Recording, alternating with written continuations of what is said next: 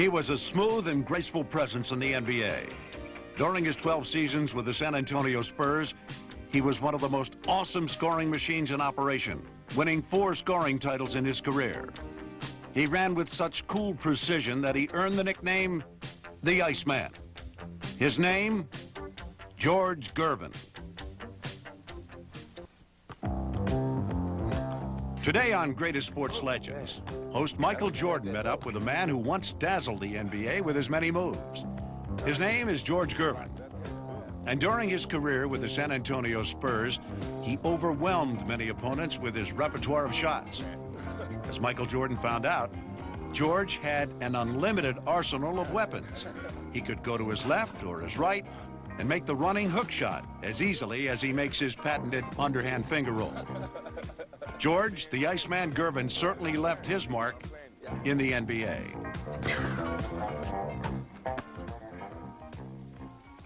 George, how did you develop such a great shooting touch? Well, when I was back in high school, this janitor, a friend of mine named Mr. Winters, he made me a proposition. He said if I swept the floors, then I could stay and shoot around until he left, and which was usually about 10, 11 at night. And that's why I used to take advantage of shooting the ball 400, 500 times a day. And I think that what really makes me what I was in the past, in the pros, was having that opportunity to practice and getting everything down patented. George GERVIN, the Iceman. Throughout his career, George was a dominant player, burning his opponents with his sizzling moves and unstoppable shots. He was a creative force, averaging 26 points a game per season, while displaying tremendous body control, fluid moves, and an uncanny knack for finding a path to the basket. At 6 feet 8 inches, George was one of the best guards of his time, winning 4 scoring titles. In addition, he was selected to 12 consecutive All-Star teams. George was, without a doubt, one of the greatest players in NBA history. But it all started for George at Eastern Michigan University, where George played shooting forward. He did not, however, have a typical college career. George, we realized that you attended Eastern Michigan for 2 years. What made you decide to leave? What was the circumstances for you leaving?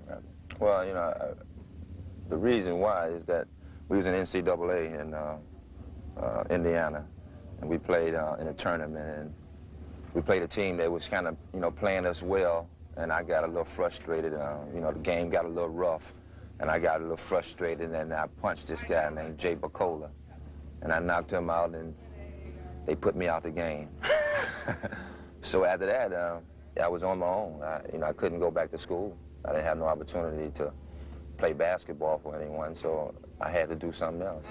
So that one punch got you kicked out of the university? Yeah, that one punch really was education for me. You know, it really showed me how you can't get frustrated and lose your head, because when you lose your head, you may do anything or say anything. And I guess I really learned a lot from that, and it helped me be more patient and understanding of, you know, what life is really all about. In 1973, George began his pro career when he was signed as a forward by the Virginia Squires of the ABA. Then, in 1974, he was traded to the San Antonio Spurs. George's arrival pushed home attendance up and created immediate excitement. He continued to play the forward position as he grew into the Spurs system. In 1976, the Spurs merged with the NBA, giving George national exposure. But that very same year, Spurs coach Doug Moe made a major change when he moved George from the forward to the guard position. As a guard, George GERVIN instantly became a dominant player. I think that changed my whole life. But since, you know, I was a big guard, and I had advantage over a lot of the smaller guards, because at that time it wasn't any real big guards, so a lot of forwards had to check me. So anytime forward had to check me, we had mostly like a mismatch.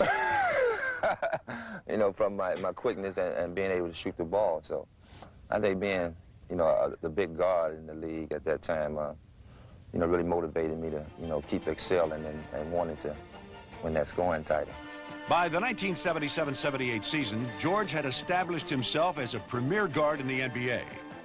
With his near-perfect outside shooting touch and his ability to go one-on-one, George was nearly unstoppable. George's 27-point scoring average enabled the Spurs to win the Central Division and a playoff berth in just their second year as an NBA team. But the highlight of the season had to be George's quest for a scoring title. In the last game of the season, George needed 59 points to beat out David Thompson for the honor. In a display of incredible determination, George went all out, scoring seemingly at will. By game's end, George had done it. He had scored 63 points and won his first scoring title. It was just the beginning for the Iceman.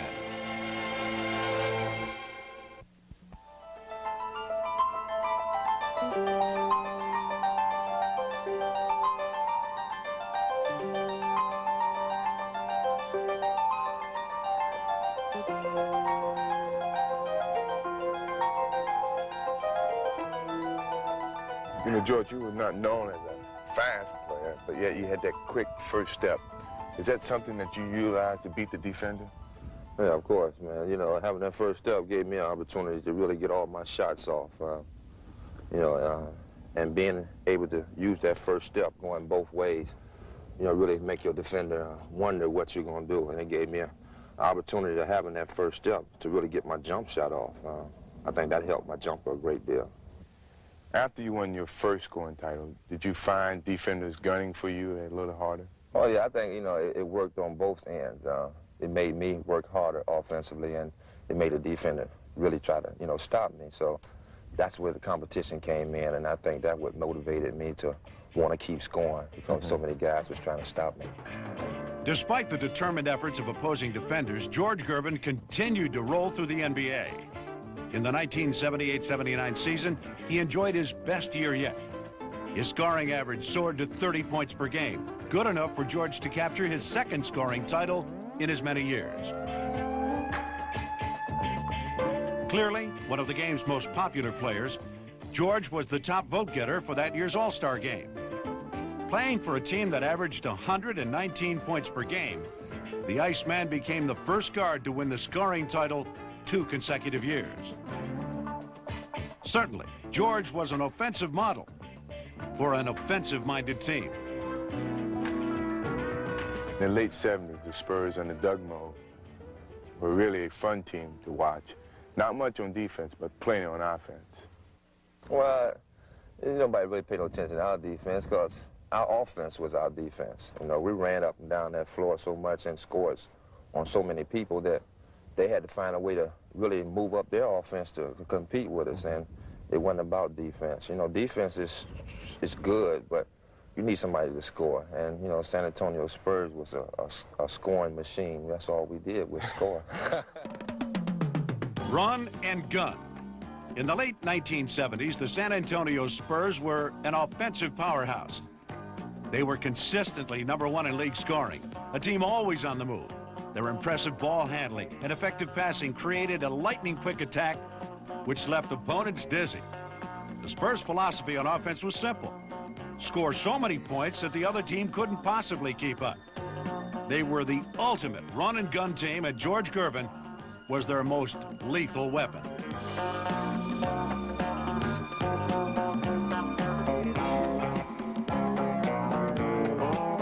In the 1978-79 season, the Spurs' high-speed chases led to another Central Division first-place finish. In the playoffs, they progressed further than ever before. They met the defending champion Washington Bullets in the Eastern Conference Finals. George Gervin's 26-point average made him a dominant factor in this series.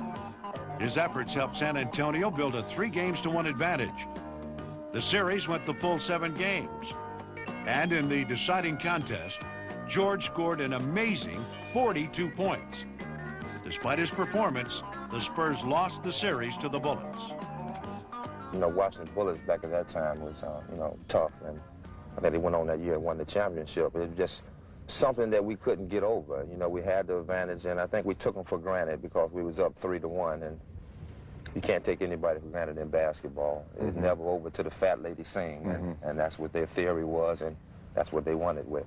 That same year, you were the top vote getter for the NBA All-Star game. Certainly the public recognized you as a winner. Well, you know, that was a great thrill for me when the fans voted me as such. I think that meant a lot for me, and that carried me a long way. And I guess that instilled in me to continue what I was doing, and that's, you know, we're playing with all my heart. You know, I love the game with all my heart, and it meant something to me. So that's how I played it, like I loved it.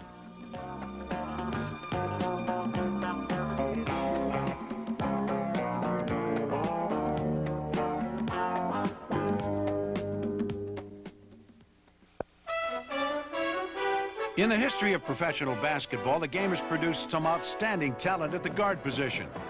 There was Bob Cousy, the Houdini of the hardwood. At 6 feet, he was one of the greatest ball handlers ever. His phenomenal playmaking ability led the Boston Celtics to 6 world championships. Then there was Jerry West, Mr. Clutch. At 6'3", he averaged 27 points per game in his career. A member of 14 All-Pro teams, West led the Lakers to an NBA title in 1972. Next was Oscar Robertson, the Big O. At 6'5", Oscar had many assets for a guard. He was a triple threat, as he could rebound, pass, and score, averaging 30 points per game. But in the mid-70s, one guard emerged to change the position forever. George Gervin had a unique blend of assets. He was a towering 6 feet 8 inches tall and created havoc for opponents. George was tall enough to shoot over most guards and quick enough to run by most forwards.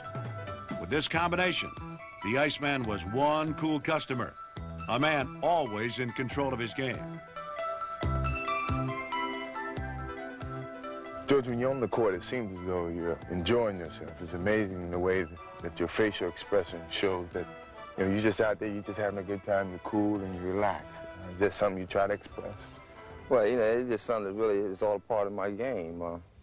You know, I know the key to being successful out there is having your full concentration. And I know and me having my concentration, it gives me the confidence to do what I'm capable of doing.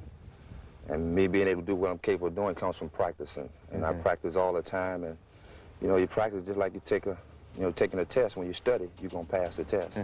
So I use basketball as that same example. George scored high marks with the Spurs in the 79-80 season. By winning his 3rd straight scoring title, he proved he was one of the greatest scorers ever. By employing his soft outside jump shot, George was able to set up his equally effective drives to the basket.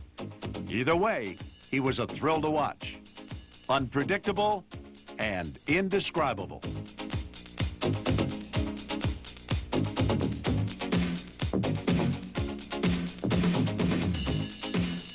There was little doubt George was a pivotal component to the Spurs' attack. As team captain, he was their floor leader, setting up strategy and helping out his teammates when game pressure demanded he come up with that little bit extra. At the end of a game, when it's crunch time, you're proven to be one of the best clutch players in the league. What is your mental attitude at that time? Well, I guess, you know, it really on how the conditions of the game are. Is it up to me to take the last shot, or is it up to me to make the last play? You know, because the bottom line is when you're trying to win, you want to get the guy that got the best shot, the ball. And I guess I really believed in that. And sometimes I could have took the last shot, but I felt another guy had a better shot, and I gave the ball up because I feel the game is played like that. George's unselfish attitude fit in with new coach Stan Albeck's defensive strategy in the 1980-81 season. Gone was the freewheeling run-and-gun style. The Spurs were now geared toward defense and physical play. Yet San Antonio knew that they needed to score points to win, and the Iceman was happy to oblige.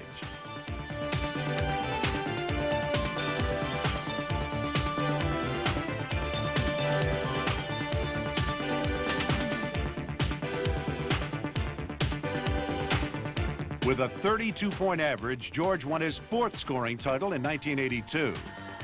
George now owned more scoring titles than anyone but Will Chamberlain. George Gervin created a lot of excitement for the Spurs fans. But one man can't do it all. And although the Spurs came close several times during George's career, they never found the ingredients needed to attain the most coveted award in basketball, an NBA title. But it just wasn't in our destiny. That's the only answer I can come up with. we did all the things it takes to get there, but you know, once you get there, you got to do something special. And I don't think we did the special things to win it all. Well, the San Antonio fans really supported the Spurs, especially you, the Iceman.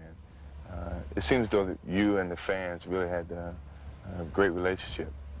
Well, yes, I did kind of have a special relationship with the fans, and it grew over the years. You know, I was there 12 years, and I came there as a 19-year-old kid, so I was hungry, but I was always willing to learn. So we just got along very well. They supported me every year, and then once you see somebody for a long time, you kind of get used to them.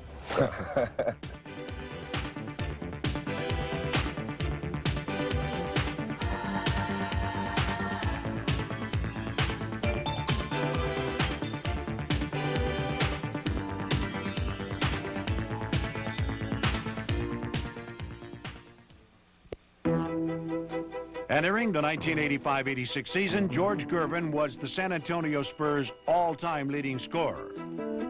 His unflagging determination made him invaluable to his team. The fans had grown to love the Iceman and his thrilling exhibitions. On October 24th, 1985, George Gervin and his fans were shocked to learn that the Iceman had been traded to the Chicago Bulls. George, what was it like leaving the Spurs where you played so many years for them? Well, you know, I didn't necessarily want to go, but, you know, in basketball, it's just not only basketball, it's business too. So I knew that I've been fortunate to play in San Antonio for 12 years, and, you know, looking around the league and seeing all the guys moving every other year or, you know, moving year in and year out, I felt blessed that I had the opportunity to stay in one place for 12 years. And in that situation, I just had to understand that it was time for me to go. So I elected to come down there where another superstar was within yourself and enjoy the opportunity I had playing with you. While having a chance to play with a talent like Michael Jordan, George enjoyed a fine year with the Chicago Bulls. He played in all 82 games and averaged 16 points per game. That season would be the Iceman's final year in the NBA. The next year, George joined the European basketball circuit, playing for the Banco di Roma team in Italy. Fans grew to love the man they called Italian Ice. I had a great time. You know, it was a great experience for me and my family. A lot of that came out for the best for me. I think it gave me a year to come down from the NBA and relax and be in the frame of mind I am now, and that's satisfied and appreciate what I have done. George, what part of the game will you think you missed the most? I guess really the most part is just being around the guys and living that life. The game itself, you know, it's something special gonna always be in my heart. I guess when you was as successful as I was individually, you can't walk away from it and don't have to look back. George, I want to thank you for coming to La Casa and sharing with us your career, and I think that everyone's going to appreciate what you have set for the NBA and the path that you have set for the NBA. Thanks again. Hey, thank you, Michael Jordan. You're definitely one of my best. All right. George Gervin, one of the most electrifying players in NBA history. His list of achievements includes 4 scoring titles, a 26-point-per-game scoring average, and a dozen All-Star appearances. George Gervin, the Iceman, one of the coolest men on the court.